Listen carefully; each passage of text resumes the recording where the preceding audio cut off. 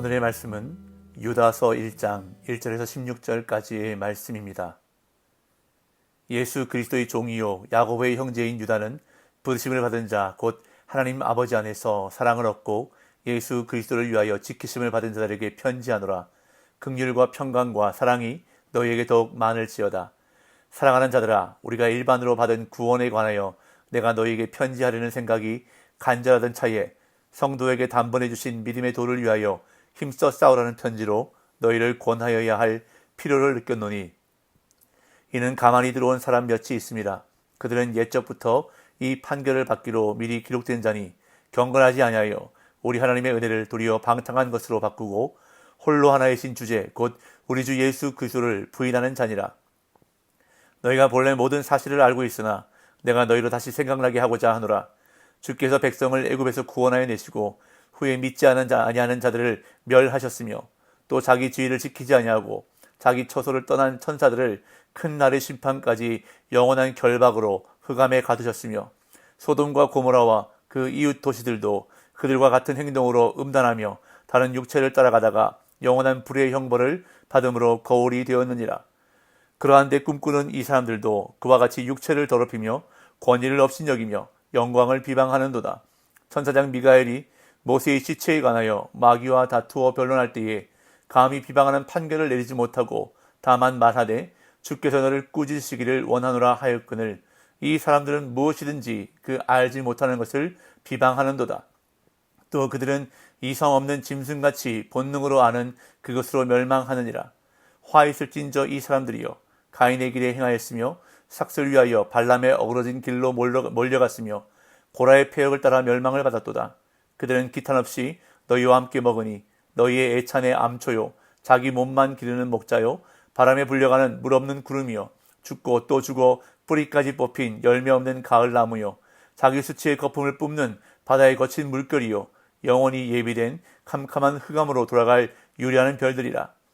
아담의 7대손 에녹이 이 사람들에 대하여도 예언하여 이르되, 보라, 주께서 그 수만의 거룩한 자와 함께 임하셨나니 이는 무사람을 심판하사 모든 경건하지 않은 자가 경건하지 않게 행한 모든 경건하지 않은 일과 또 경건하지 않은 죄인들이 주를 거슬러 한 모든 완악한 말로 말미암아 그들을 정죄하려 하심이라 하였느니라. 이 사람들은 원망하는 자며 불만을 토하는 자며 그 종욕들을 행하는 자라. 그 입으로 자랑하는 말을 하며 이익을 위하여 아첨하느니라. 아멘. 오늘 본문을 살펴보기에 앞서 먼저 유다서의 전체적인 개관에 대해서 살펴보겠습니다. 유다서는 한 장으로 이루어진 서신서로 공동서신 또는 일반 서신으로 분류됩니다. 유다서를 기록한 저자는 유다인데 신약 성경에 여러 명의 유다가 등장하기 때문에 이 유다가 누구냐에 대해서는 몇 가지 의견들이 있지만 일반적으로 예수님의 친동생 유다를 본 서신의 저자로 봅니다.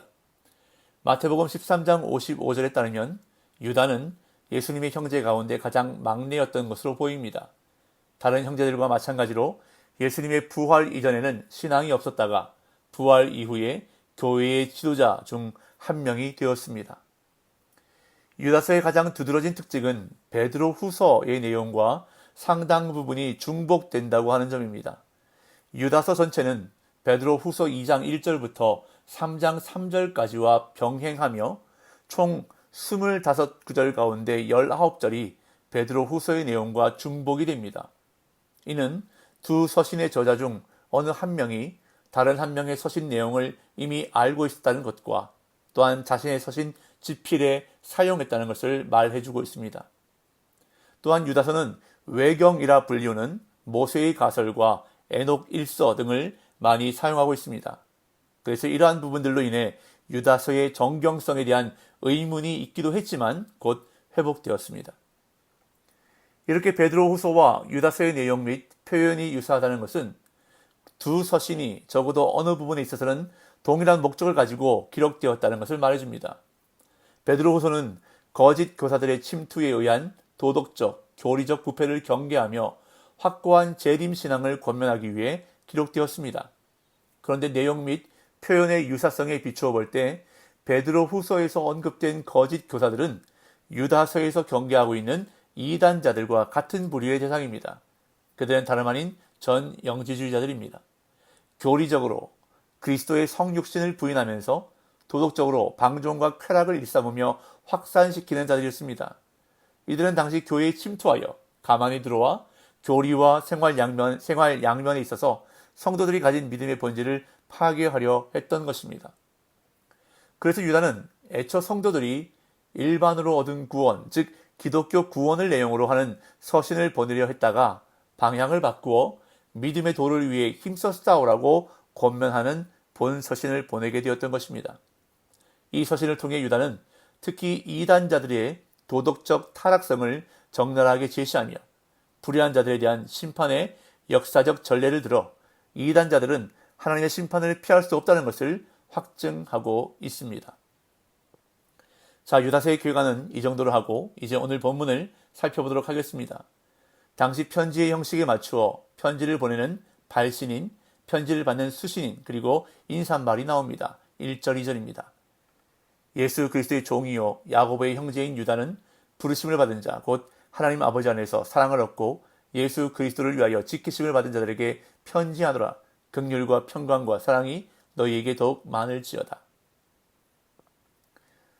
앞에서 살펴보았듯이 이 서신을 쓴 유다는 예수님의 동생인데 자신을 예수님의 형제라고 소개하지 않고 예수 그리스도의 종이라고 소개하고 있습니다. 이것은 매우 의미심장한 고백입니다. 유다는 육신의 형인 예수를 그리스도로 고백하면서 그리스도와 자신의 관계에 있어서 자신은 그리스도의 종이라고 명확하게 밝히고 있는 것입니다.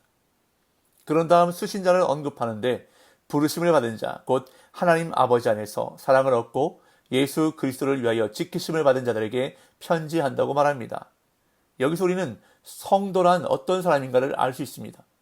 성도는 부르심을 받은 자들입니다. 그리고 하나님 아버지 안에서 사랑을 얻은 자들입니다. 그리고 예수 그리스도를 위하여 지키심을 받은 자들입니다. 그런 다음 이제 이 서신을 쓴 동기를 밝힙니다. 3절, 4절. 사랑하는 자들아, 우리가 일반으로 받은 구원에 관하여 내가 너희에게 편지하려는 생각이 간절하던 차에 성도에게 단번해 주신 믿음의 도를 위하여 힘써 싸우라는 편지로 너희를 권하여야 할 필요를 느꼈노니 이는 가만히 들어온 사람 몇이 있습니다. 그들은 옛적부터 이 판결을 받기로 미리 기록된 자니 경건하지 아니하여 우리 하나님의 은혜를 도리어 방탕한 것으로 바꾸고 홀로 하나이신 주제 곧 우리 주 예수 그리스도를 부인하는 자니라. 앞서 개관에서도 말씀드린 것처럼 유다는 애초 우리가 일반으로 받은 구원, 즉 기독교 구원에 관하여 편지를 쓰려고 했다가 믿음의 싸움을 권면할 필요를 강하게 느끼고 이 편지를 쓰게 된 것입니다. 그 이유는 교회에 가만히 들어온 몇 사람 때문이었습니다. 그들은 소위 순회 선교사로 불리던 자들이었는데 교회에 소리 없이 들어와서 거짓 교리를 가르치고 방탕과 쾌락을 일삼았던 자들이었습니다. 유다는 이러한 자들에게 어떠한 벌이 임했는지 구약 성경을 인용해 세 가지 예를 열거합니다. 5절에서 7절.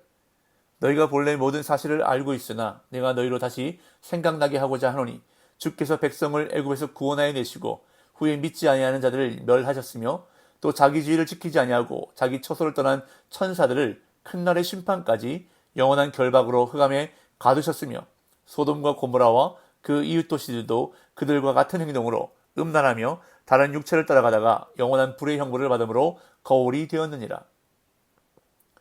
첫째로 출애굽한 이스라엘 백성 가운데 하나님을 불신하고 불평과 원망했던 자들은 다 죽임을 당했고, 둘째로 자기 지위를 지키지 않고 처소를 떠난 천사들이 결박당해 심판 때까지 흑암에 감금되었다는 것입니다. 이 내용은 외경인 에녹서에서 온 것입니다. 그리고 셋째로 소돔과 고모라의 예가 그것입니다. 이어 유다는 거짓 교사들의 잘못을 지적합니다. 8절에서 10절.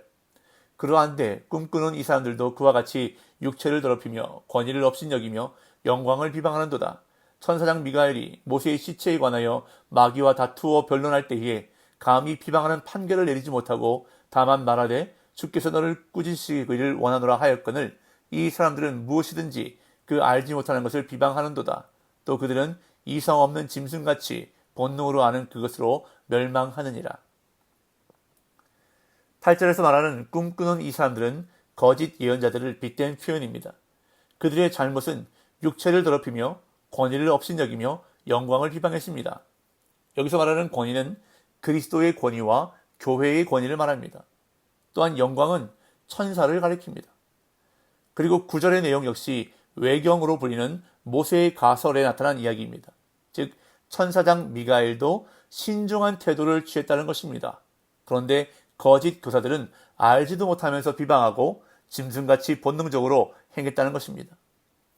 이 유다는 그들이 결국 당하게 될 멸망과 심판을 선포합니다. 11절에서 13절. 화 있을진저 이 사람들이여 가인의 길에 행하였으며 삭슬 위하여 발람의 어그러진 길로 몰려갔으며 고라의 패역을 따라 멸망을 받았도다. 그들은 기탄 없이 너희와 함께 먹으니 너희의 애찬의 암초요 자기 몸만 기르는 목자요 바람에 불려가는 물 없는 구름이요 죽고 또 죽어 뿌리까지 뽑힌 열매 없는 가을나무요 자기 수치의 거품을 뿜는 바다의 거친 물거리요 영원히 예비된 캄캄한 흑암으로 돌아갈 유리하는 별들이라. 유다는 거짓 교사들을 구약의 새 인물 가인과 발람과 고라에 비유하며 화를 선언합니다. 시기심으로 동생 아벨을 죽였던 가인, 돈을 받고 이스라엘을 저주하려 했던 발람, 반역에 앞장섰던 고라의 전철을 그들이 밟고 있다는 것입니다. 그런데 그러한 자들과 함께 애찬을 먹고 있다는 것입니다. 유다는 그들을 가리켜 너희의 애찬의 암초요 자기 몸만 기르는 목자요 바람에 불려가는 물 없는 구름이요 죽고 또 죽어 뿌리까지 뽑힌 열매 없는 가을나무요 자기 수치의 거품을 뿜는 바다의 거친 물결이요 영원히 예비된 캄캄한 흑암으로 돌아갈 유리하는 별들이라고 강하게 표현합니다. 그러면서 에녹의 예언을 언급하며 주님이 심판주로 오신다고 말합니다. 14절에서 16절. 아담의 7대손 에녹이 이 사람들에 대하여도 예언하여 이르되 보라 주께서 그 수만의 거룩한 자와 함께 임하셨나니 이는 무사람을 심판하사 모든 경건하지 않은 자가 경건하지 않게 행한 모든 경건하지 않은 일과 또 경건하지 않은 죄인들이 주를 거슬러 한 모든 완악한 말로 말미암아 그들을 정죄하려 하심이라 하였느니라. 이 사람들은 원망하는 자며 불만을 토하는 자며 그 정욕대로 행하는 자라. 그 입으로 자랑하는 말을 하며 이익을 위하여 아첨하느니라.